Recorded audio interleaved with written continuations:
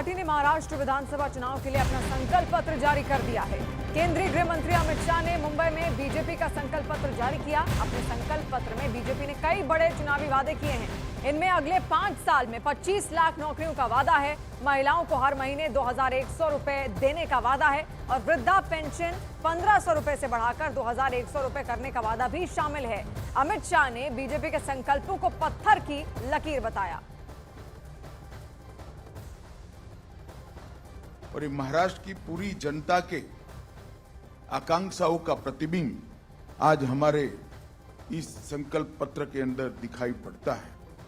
हमारे एनडीए की जो सरकार, महायुति की सरकार चल रही है, उसने किसानों का सम्मान करने की बात की है, गरीबों का कल्याण करने को जमीन पर उतारने का काम किया है, महिलाओं का स्वाभिमान बढ़ाने के लिए हम योजनाएं लेके आए हैं और विरासतों का पुनरुत्थान करने का काम भी महायुति सरकार ने किया।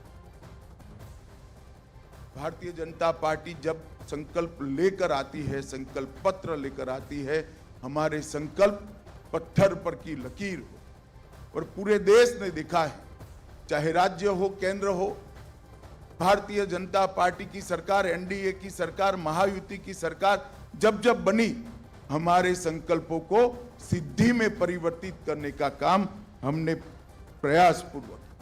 कोई नहीं मानता था कि धारा 370 का वादा समाप्त हो जाएगा, इस देश से धारा 370 चली जाएगी, मगर आज धारा 370 को समाप्त करने का काम मोदी जी के नेतृत्व में एनडीए सरकार ने किया। कोई नहीं मानता था इस देश में सीएए आएगा, कोई नहीं मानता था इस देश में यूसीसी की शुरुआत हो सकती है, कोई नहीं मानता था कि इस देश के अंदर ट्रिपल तलाक समाप्त हो जाएगा, कोई नहीं मानता था इस देश में राम जन्मभूमि का मंदिर 550 साल के बाद सम्मान के साथ राम जन्म के स्थान पर ही भव्य मंदिर दिखाई पड़ा।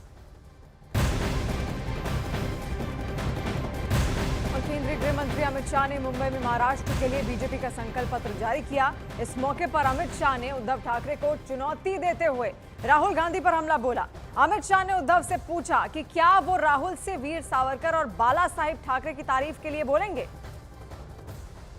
मैं आज इस मंच से उद्धव ठाकरे जी को पूछना चाहता हूं, क्या वो कांग्रेस के नेता राहुल गांधी को इतनी विनती कर सकते हैं कि वीर सावरकर के लिए 2 अच्छे शब्द बोल दे?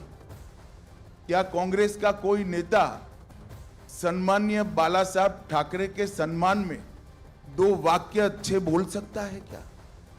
ये अंतर विरोध के बीच में अघाड़ी की सरकार बनाने का स्वप्न लेकर जो लोग निकले हैं, उनको महाराष्ट्र की जनता जान ले, ये बहुत जरूरी है। उद्धव जी, आप कहां बैठिएगा इसका फैसला आपको ही करना है, हम नहीं कर सकते। आपको ही करना चाहिए, आपने ही करा है, मगर कहां बैठे हो वो जगह मैं जरूर याद कराना चाहता हूं।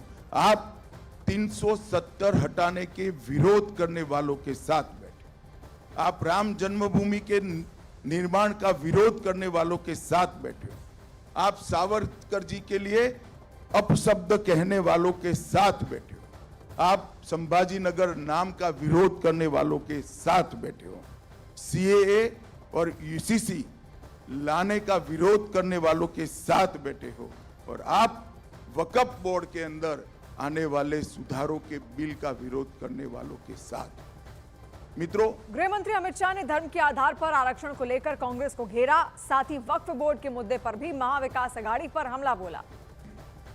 मैंने अखबारों में देखा, दस्तावेज भी देखा है, उलेमाओं की कॉन्फ्रेंस ने, उलेमाओं की एक संस्था ने मांग की कि माइनॉरिटी को आरक्षण दिया जाए, और कांग्रेस के अध्यक्ष नाना पटोले जी ने इस मांग को स्वीकार करने का पत्र, एक्नॉलेजमेंट एक दिया है। मैं महाराष्ट्र की जनता को पूछना चाहता हूं, क्या कांग्रेस पार्टी के ये मंसूबे के साथ आप सहमत हैं क्या? एसटी, एससी, ओबीसी, दलितों का, आदिवासियों का और पिछड़ों का आरक्षण लेकर मुस्लिमों को देने के पक्ष में महाराष्ट्र की जनता है क्या? हमारा संविधान धर्म के आधार पर आरक्षण के पक्ष में नहीं।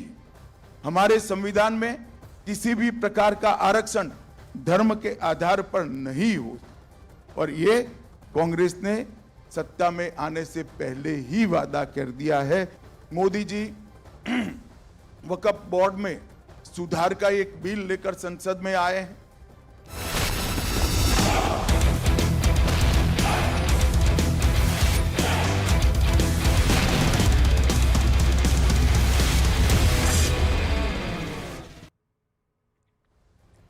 और अब बात सियासत की, और सबसे बड़ा दंगल में सबसे पहले बात करते हैं कांग्रेस अध्यक्ष मल्लिकार्जुन खड़गे की, जिन्होंने मुंबई में महाविकास आघाड़ी का महाराष्ट्र चुनाव के लिए घोषणा पत्र जारी कर दिया। कांग्रेस अध्यक्ष मल्लिकार्जुन खड़गे ने मुंबई में महाराष्ट्र नाम जारी किया, और इस मौके पर महाराष्ट्र कांग्रेस के अध्यक्ष नाना पटोले समेत MVA यानी कि महाविकास आघाड़ी के कई नेता मौजूद रहे। इस मौके पर मल्लिकार्जुन खड़गे ने हर परिवार को 3 लाख रुपए की सालाना मदद देने का वादा किया। मल्लिकार्जुन खड़गे ने जाति जनगणना का भी वादा किया। हमारी पांचों गारंटी महाराष्ट्र के हर परिवार के उत्थान में मददगार होगी। हर परिवार को सालाना करीब 3 लाख रुपए का सहयोग मिलेगा। हमारी महालक्ष्मी योजना महिलाओं को फाइनेंशियल इंडिपेंडेंस देगी। हर महिला को 3,000 रुपए प्रति माह मिलेगा। हमारे पूरे महाराष्ट्र में महिलाओं के लिए फ्री बस, और यहाँ पर भी हम फ्री बस की ये कर रहे हैं, सुविधा दे रहे हैं, क्योंकि ये शिक्षा, नौकरी, इसका एक सहूलत गरीबों को मिलेगा, स्त्रियों को मिलेगा।